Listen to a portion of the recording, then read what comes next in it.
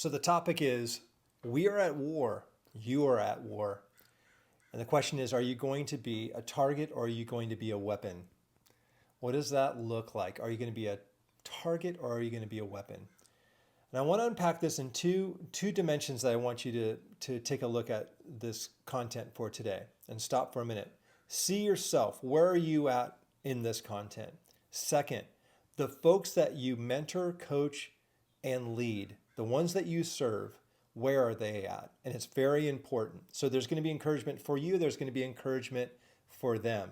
So this is going to help you to serve them better, but also some encouragement for you as we move forward. A couple of things about being at war. It's so easy for us to think that if we were to be flown over, for example, to Israel, a very hostile territory, we're dropped behind enemy lines. Well, let's talk about a few of what those conditions look like. One is, this isn't our country. This isn't our currency, the money that we work with. The language might be different. And so even though we're behind enemy lines, we're then also having to fight a battle and a war. Well, that can be very, very challenging. I don't understand the language. I'm on a different currency. I'm fighting a major battle, and I'm not on my home turf. I'm way outside the box. Stop and look at your life of faith as a leader, building God's kingdom, and where you're currently at. Here it comes. One, let's say I'm here in Southern California.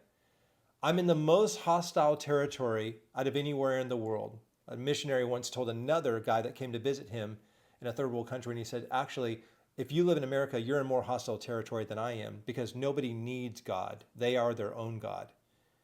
The hardest shell to crack is the heart of the family in America or in opulent wealth or where they have all their needs met and they're insulated from challenges and they're not building their faith.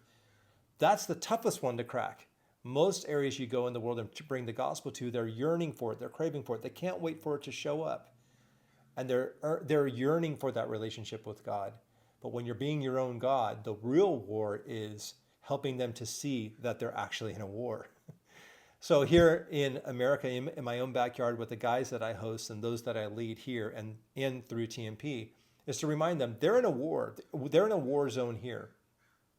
Paul has something specific to speak about when you are at war.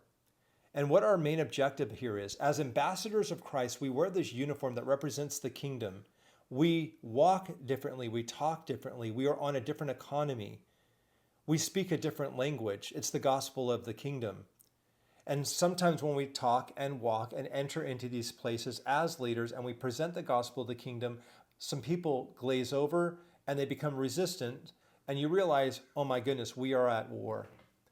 And we are for the people that we serve, and we want to help them realize that they're in hostile territory. So how can we help them leverage their leadership to have an influence while they're going to be at war for the rest of their life? Here's some encouraging words. Paul says this, and he says in 2 Timothy, no soldier in active service is kind of the theme here.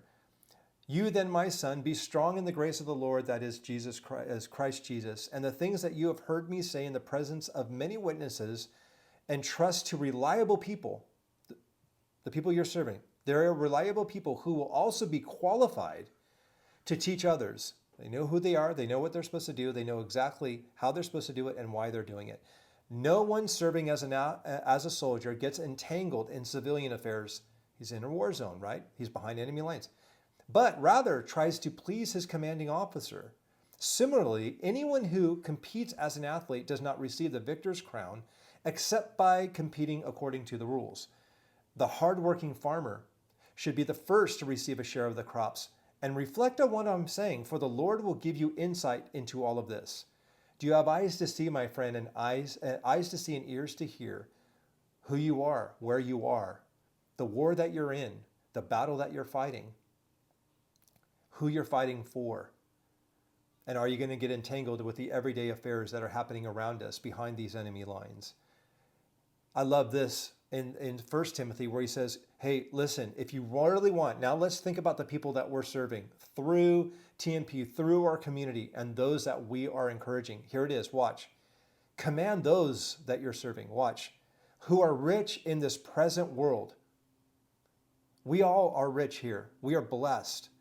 But do not be arrogant or to put your hope in wealth. Don't put your hope in wealth, which is so uncertain. But this is where he tells you to put your hope.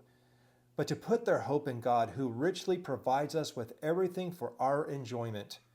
Command them to do good, to be rich in good deeds, and to be generous and willing to share. Man, if they do this in this way, they're going to lay up for themselves treasures as a firm foundation for the coming age, so that they may take hold of the life that is truly life. Timothy, guard what has been entrusted to your care.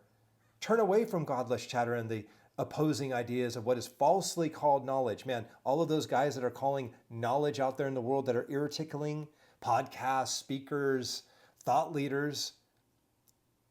Guard what has been entrusted to your care and turn away from the godless chatter and the opposing ideas of what is falsely called knowledge, which some have professed, and in so doing have departed from the faith. Grace be with you all. Here's my encouragement to you today.